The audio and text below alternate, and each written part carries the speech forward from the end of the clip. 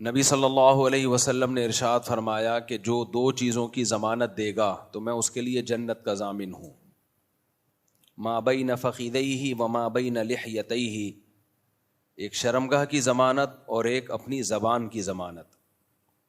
آپ کہہ سکتے ہیں خطبے میں نے یہ حدیث تو پڑھی نہیں ہے اور یہ والی آیت تو پڑھی نہیں ہے، بیان اس حدیث سے شروع کر دیا۔ خطبے میں نے جو آیتیں پڑھی ہیں ان کا چونکہ اس حدیث سے بھی بڑا گہرا تعلق ہے، تو اس لیے اس حدیث سے میں نے بیان کو شروع کیا۔ خطبے میں نے جو آیتیں پڑھی ہیں، اجتنبوا کثیرا من الظن، بدگمانی سے بچو۔ حضرت مولانا اشرف علی تھانوی رحمہ اللہ تعالی فرمایا کرتے تھے کہ پہلے بدگمانی پیدا ہوتی ہے، پھر بد زبانی پیدا ہوتی ہے۔ یہ بات حضرت مولانا اشرف علی تھانوی نے کہی تو اہل حدیث حضرات میں جو متشدد لوگ ہیں ان کے بارے میں کہی ہے، لیکن جنرلی ایک اصول ہے۔ وہ فرماتے تھے ہمارے ہاں جو اہل حدیث لوگ، سب نہیں، یہ پہلے حضرات فقہا اور ائمہ مجتہدین سے بدگمان ہوتے ہیں۔ ان کے سامنے ان کی دلیل نہیں آئی ہوتی، یا آئی ہوتی ہے ان کی نظر میں اپنی طرف سے ایک مطلب ہوتا ہے، تو یہ بدگمان ہوتے ہیں کہ ان کو آتا واتا کچھ بھی نہیں تھا، ہمیں آتا ہے۔ پہلے بڑے بڑے اسلاف سے، ائمہ سے بدگمان ہوتے ہیں، پھر بد زبانی، پھر ان کے خلاف بولنا شروع کرتے ہیں۔ ٹھیک ہے، سب ایسے نہیں ہوتے، لیکن یہ ہم سب میں ایک جنرلی ہم سب کی ایک بیماری ہے کہ کسی کے عمل کے بارے میں یہ سوچ لینا کہ اس کا یہ مطلب بھی ہو سکتا ہے، یہ مطلب بھی ہو سکتا ہے، یہ مطلب بھی ہو سکتا ہے، اچھے اس پہ لے کے جاؤ آپ کسی کی بات کو، لیکن یہ ہماری قومی بیماری ہے ہم سب کی۔ ہر چیز کا الٹا مطلب لینا، ہر چیز کا غلط مطلب لینا، پھر اس غلط مطلب کے بعد بدگمانی سمجھتے ہیں نا، اس کے بارے میں سمجھنا کہ یہ بندہ ہی ٹھیک نہیں ہے۔ پھر جب آپ کا کسی کے بارے میں یہ خیال ہو کہ بندہ ٹھیک نہیں ہے، تو پھر اس کے خلاف بھر بھر کے زبان درازی کرنا۔ تو یہ جو زبان ہے نا، زبان، نبی صلی اللہ علیہ وسلم نے فرمایا جس نے زبان کی ضمانت دے دی اور شرمگاہ کی ضمانت دے دی، میں اس کے لیے جنت کی ضمانت دیتا ہوں۔ آج سوشل میڈیا کا دور ہے، ہم دیکھ رہے ہوتے ہیں کس قدر لوگ مقدس شخصیات کو بھی بھر بھر کے برا بلا کہہ رہے ہوتے ہیں، اتنا برا بلا کہہ رہے ہوتے ہیں، اتنی سخت غلیظ زبان استعمال کرتے ہیں۔ اور یہ ہمارا بہت سے میں وہ سیکولر لبرل طبقہ ہوتا ہے جو صبح و شام اخلاقیات کی باتیں کر رہا ہوتا ہے۔ ایک مثال دیتا ہوں، میرے بیان کا یہ ٹاپک نہیں ہے لیکن صرف ایک مثال کے لیے۔ ابھی حضرت مفتی تقی عثمانی صاحب کی ملاقات ہوئی گورنر سے، کامران ٹیسوری صاحب سے۔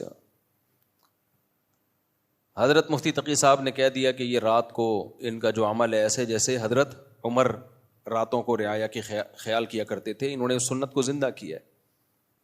اس پہ جو لوگوں کی طرف سے برا بھلا کہا گیا ہے، کسی کے بڑھاپے کو نہیں دیکھ رہے، اس کی سفید داڑھی کو نہیں دیکھ رہے، اس کے علم کو نہیں دیکھ رہے، لفافہ خور مولوی اور کیا کیا الفاظ جو زبان سے ادا کرنا بھی مشکل۔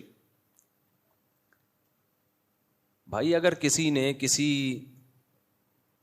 حاکم کی، کسی بھی عہدے دار کی تعریف کر دی اس کے کسی اچھے عمل میں، تو اس پہ اتنا سیخ پا ہونے کی کیا ضرورت ہے؟ چوروں کی تعریف کی ہے، ڈاکوؤں کی تعریف کی ہے، آپ کی نظر میں چور ہوگا بھائی، ان کی نظر میں نہیں ہے۔ کہتے ہیں ماضی اٹھا کے دیکھو، کیوں ماضی کسی کا دیکھیں بھائی؟ ہمیں ماضی دیکھنے کا حکم ہے، حال دیکھنے کا حکم ہے۔ ماضی تو عمران خان کا بھی کوئی اچھا نہیں تھا، لیکن جب عمران خان کے ماضی کی کوئی بات کرتا تھا ہم کیا کہتے تھے؟ ماضی میں نہیں، کیا دیکھو؟ حال دیکھو۔ تو اب آپ حال کیوں نہیں دیکھ رہے؟ تو پوری قوم ایک عجیب دماغی مریض بنی ہوئی ہے۔ آپ زیادہ سے زیادہ یہ کہہ دو بھائی ہمیں حضرت مفتی تقی صاحب کی اس بات سے کیا ہے؟ اختلاف ہے، ہماری رائے میں ایسا نہیں ہے، ختم ہو گئی کہانی۔ ہر چیز کو ہماری قوم ایمان اور کفر کا مسئلہ بناتی ہے، ہر چیز کو۔ کچھ لوگوں نے تو یہاں تک کہنا شروع کر دیا کہ یہ حضرت عمر کی گستاخی ہے، حضرت عمر کے برابر۔ بھائی حضرت عمر کے برابر کون کس کو قرار دے سکتا ہے؟ اگر حضرت مفتی تقی صاحب یہ کہتے کہ نبی کی سنت زندہ کر دی تو کیا نبی کے برابر قرار دے دیا؟ اچھا سوچنا سیکھو۔ اچھا اب ہم کسی کے فیور میں بات کرتے ہیں تو کیا، چونکہ دیوبندی ہیں، چونکہ حنفی ہیں، لہذا یہ حنفیوں کی تائید کر رہے ہیں. مفتی تقی صاحب عالم اسلام کے اسکالر ہیں، اور جتنے بھی عالم اسلام کے دنیا میں اسکالر آئے ہیں، کوئی حنفی تھا، کوئی شافی تھا، کوئی مالکی تھا، کوئی حنبلی تھا. یہ تو پانچویں چیز اب مارکیٹ میں آئی ہے. اس کے علاوہ پہلے ابن حجر تو شافی ہیں، تو آپ کیوں علامہ ابن حجر کی تحقیقات سے استفادہ کرتے ہو؟ آپ بولو ہم نہیں مانیں گے ابن حجر کو کیونکہ وہ کیا تھے؟ شافی تھے. آپ بولو ہم نہیں مانیں گے علامہ نووی کی تحقیقات کو، ان کی صحیح مسلم کی شرح نہیں پڑھیں گے کیونکہ وہ کیا تھے؟ شافی تھے. آپ بولو ہم سعودیوں کے مفتیوں کے فتووں کو نہیں مانتے کیونکہ وہ کیا ہیں؟ حنبلی ہیں. یہ تو پاکستان میں ایک چیز پیدا ہو گئی ہے کہ جو فقہ کے مدون مکاتب ہیں، جن پہ پوری امت کا اجماع ہے کہ یہ ٹھیک ہے، کسی ایک کو بھی فالو کرو، آپ ان سے ہٹ گئے ہو. میں دیکھتا ہوں جب میں کوئی علمی بات کرتا ہوں، ابے بھائی یہ تو دیوبندی ہے، یہ تو حنفی ہے. آپ دلائل سے جب جواب نہیں دیتے، باطل کی عادت ہوتی ہے دلیل کا جواب دلیل سے نہیں دے گا، ہمیشہ کس پہ آتا ہے؟ وہ ذاتیات پہ آ جاتا ہے. یہ میرا ٹاپک نہیں ہے، کہیں اور کو میں جا رہا ہوں، لیکن بہرحال ابھی واپس آ رہا ہوں. میں بدگمانی، ابھی ساحل ادیم صاحب کی میں نے بات ریکارڈ کروائی تھی نا کہ ملک میں بغاوت کی باتیں مت کرو بھائی، یہ خلافت نہیں آئے گی، ملک کے ٹکڑے ٹکڑے ہو جائیں گے. اور جو آپ نے حدیث پیش کی ہے، آپ حدیث کا مطلب غلط بیان کر رہے ہو. تو ساحل ادیم صاحب کا جواب کیا آیا ہے؟ حنفی مفتی، حنفی. اب دیکھو یہ غیر اخلاقی حرکت ہوئی کہ نہیں ہوئی؟ اس سے پہلے تو آپ نے کبھی نہیں کہا حنفی مفتی.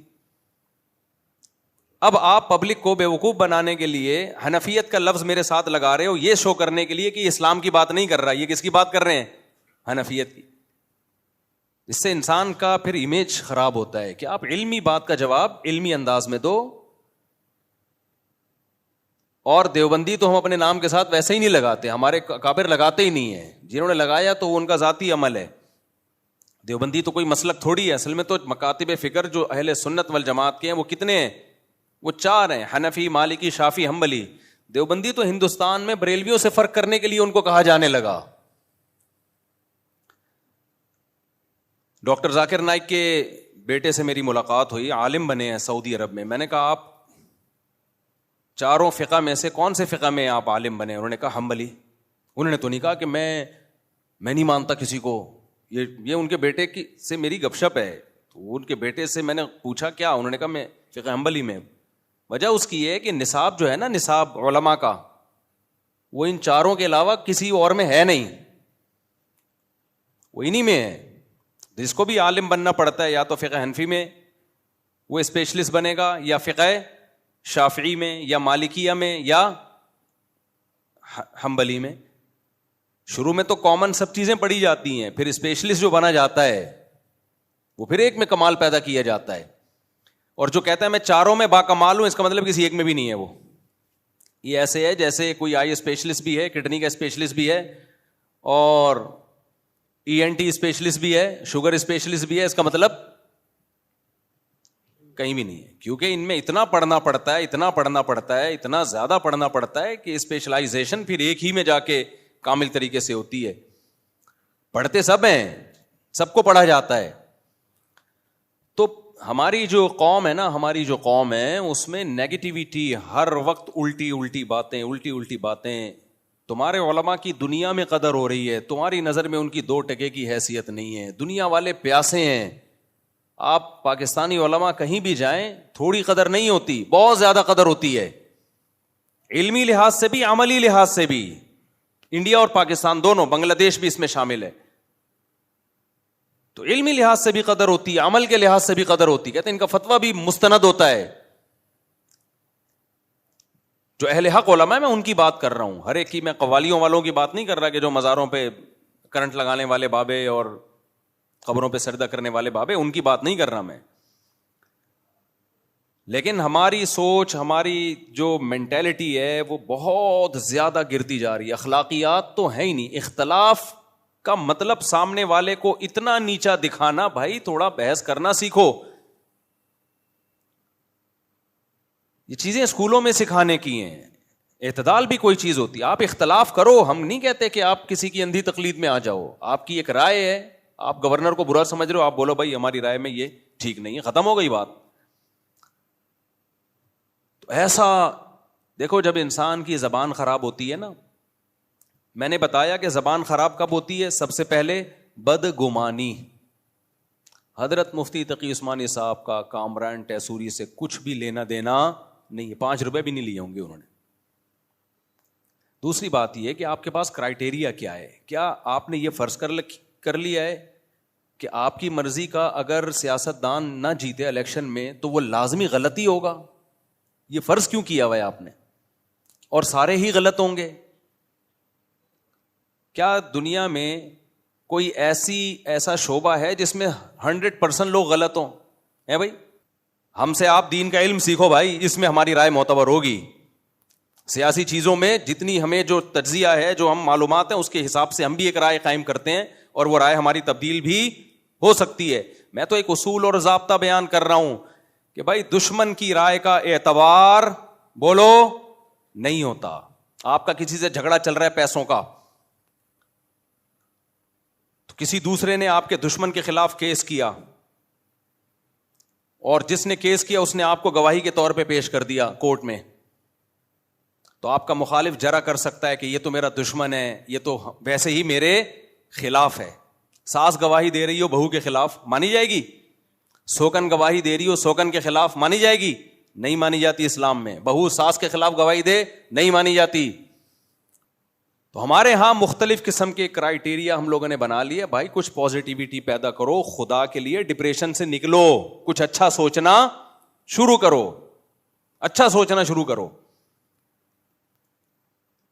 اور زبان کو لگام دو. فیس بک پہ جو کمنٹس ہوتے ہیں نا، اس سے پتہ چلتا ہے کسی قوم کی اخلاقیات اس وقت کہاں جا رہی ہیں. قوم کی جو اخلاقیات ہے نا، وہ کیا اس وقت حال کیا ہے اخلاقیات کا. اتنا برا بلا، اتنا برا بلا. او یار بیچارے بوڑھے بزرگ ہیں، ان کی زندگیاں کھپ گئیں. اچھا لوگ یہ بھی دیکھ رہے ہوتے ہیں یہ اتنے روپے کما رہے ہیں. بھائی جو آدمی 1 ارب کما سکتا ہے نا، اگر وہ 1 کروڑ کما رہا ہے تو یہ بہت بڑی فضیلت کی بات ہے. اگر وہ 1 کروڑ کما سکتا ہے اور 1 لاکھ کما رہا ہے، کما وہ 1 کروڑ سکتا ہے محنت کر کے، لیکن دنیا کی محبت نہیں ہے، لہذا گزارا 1 لاکھ پہ کر رہا ہے، تو یہ بھی اس کی علامت ہے نیک آدمی ہے. یہ دین کی خدمت کو آگے پیچھے کر کے 1 کروڑ کما سکتا تھا، یا ابھی 1 کروڑ کما رہا ہے لیکن دین کی خدمت چھوڑے تو یہ 1 ارب کما سکتا ہے، لیکن نہیں کما رہا، دین کے کام میں لگا ہوا ہے، تو آپ اس کے 1 کروڑ دیکھ رہے ہو. تو اب کیا ہے، دین آپ صرف علماء سے ہی سیکھ سکتے ہو. اگر کسی قوم کو اس ملک کے سارے ڈاکٹروں کے خلاف کر دیا جائے کہ ڈاکٹر سازشی ہوتے ہیں، ڈاکٹر 2 نمبر ہوتے ہیں، تو بیڑا غرق کس کا ہوگا؟ صحت کا ہوگا. کیونکہ جب ڈاکٹروں سے اعتماد اٹھے گا تو لوگ عطائی حکیموں کے پاس جائیں گے. حکیم بھی صحیح نہیں ہوں گے، بلکہ جو عطائی حکیم ہوتے ہیں نا، حکیموں کی بھی 2 قسمیں. ایک تو ہوتے ہیں جو پراپر وے میں پڑھے ہوں کسی ادارے میں، اور ناغے نہ کی ہوں، پڑھے بھی ہوں. ورنہ اداروں میں ایسا ہو رہا ہے کہ میں ایسے حکیموں کو جانتا ہوں ماشاء اللہ، آپ کبھی خوشبو لگا کے آؤ تو میں آپ کو بتاؤں گا کہ ایک دن بھی یونیورسٹی میں نہیں گئے. جو حکمت کا کورس ہوتا ہے نا، ہمدرد یونیورسٹی وغیرہ جیسی یونیورسٹیاں جو حکیم سعید بنا کے، ایک دن بھی نہیں گئے، سرٹیفکیٹ ہے ان کے پاس، اور نہ کسی سے باقاعدہ پڑھا، بس تجربے کر کر کے نا. اور کچھ تو ایسے 2 نمبر ہیں، ہر دوا میں پیناڈول کا پاؤڈر ملاتے ہیں یا ڈسپرین کا پاؤڈر ملاتے ہیں. آپ وہ جب کھاتے ہو سونف میں ملا ہوا ہوتا ہے وہ پاؤڈر بننے کے بعد پتہ نہیں چلتا. سونف بھی ہے اس میں، کالا نمک بھی ہوگا اور وہ بھی ہوگا. تو آپ نے جب کھایا تو ڈسپرین کھانے کے بعد آدمی کی طبیعت کیا ہوتی ہے؟ Fit fought. پیناڈول کھانے کے بعد ایکٹیو ہو جاتا ہے. کہتا ہے یار ہزاروں ڈاکٹروں سے علاج کرایا، فائدہ اس گلی محلے کے حکیم سے ہوا 5 روپے میں.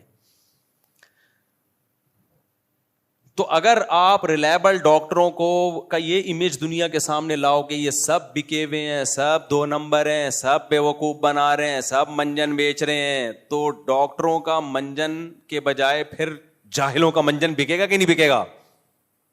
بولتے کیوں نہیں؟ تو جب آپ جن لوگوں کو اسلام کے خلاف کھل کر بول سکتے ہیں نا، وہ تو کھل کے اسلام کے خلاف بولتے ہیں. جو اسلام کے خلاف نہیں بول سکتے، تھوڑا سا ان کے دل میں خوف ہے یا عوام کا ڈر ہے، تو وہ پھر کس پہ آ جاتے ہیں؟ علماء پہ آ جاتے ہیں. وہ علماء کے خلاف بولنا شروع کر دیتے ہیں. یہ دیکھو مولوی دوسروں کو بتاتے ہیں آیت الکرسی پڑھ کے دم کرو حفاظت ہوگی, خود گارڈ رکھے ہوئے ہیں. کسی نے مولانا طارق جمیل صاحب کے بارے میں کہا تھا بھائی شریعت میں دعا اور اسباب ایک دوسرے کے منافی بولو نہیں. مولانا طارق جمیل صاحب نے اگر یہ کہا ہوتا نا کہ آیت الکرسی پڑھو پھر تالا نہ لگاؤ دکان پہ, یہ عامل لوگ کر رہے ہوتے ہیں یہ ڈرامے بازی, پھر ہم کہتے کہ قول اور فعل میں تضاد ہے. اگر مولوی یہ کہہ رہا ہوتا آپ کو کہ پیسہ مت رکھو, مولانا کے بارے میں نا کسی نے یہ بھی تبصرہ کیا کہ گاڑی میں گھوم رہے ہیں اور بڑا کسی کوٹھی بنائی ہوئی ہے انہوں نے اپنے گاؤں میں, مولانا ویسے ہی باپ دادا سے مالدار چلے آ رہے ہیں, ان کے تو کوٹھیاں بنگلے ان کے تو شروع سے ہی ہے نا, مالدار فیملی میں پیدا ہوئے ہیں. بھائی اگر وہ مولانا نہ ہوتے نا جتنا پیسہ اب ہے اس سے ڈبل ہوتا, اس سے ڈبل ہوتا ان کے پاس. مولانا ہونے کی وجہ سے کچھ کمی ہوا ہوگا, ٹھیک ہے, بہت سا صدقہ کر دیا ہوگا, بہت سو کی کفالت کی ہوگی. خوشبو لگا کے آتے نہیں ہو اس لیے مسئلے آپ لوگ کے ساتھ ہیں. خوشبو لگا کے آؤ تو آپ کو ہم بتائیں گے کہ علماء کس قدر صدقات و خیرات کرتے ہیں, آپ کی سوچ سے کئی گنا زیادہ. تو کسی نے لکھا تھا ان کے بارے میں, دنیا والوں کو یہ بتاتے ہیں کہ دنیا سے محبت نہ کرو, غریب 500 سال پہلے جنت میں جائے گا اور خود پیسہ رکھا ہوا ہے. بھائی صاحب اگر انہوں نے پیسہ رکھنے سے منع کیا ہوتا نا پھر آپ یہ بیان ان کے پہ فٹ کرتے. کوئی مولوی آپ کو یہ کہہ رہا ہو نا کہ غریب بن کے زندگی گزارو, پیسہ مت کماؤ, پھر وہ خود پیسہ کما رہا ہوتا, یہ لگژری لائف ہوتی, تو آپ اعتراض کرتے. پیسہ رکھنا اور پیسے کی محبت اور ہوس دونوں میں فرق ہے.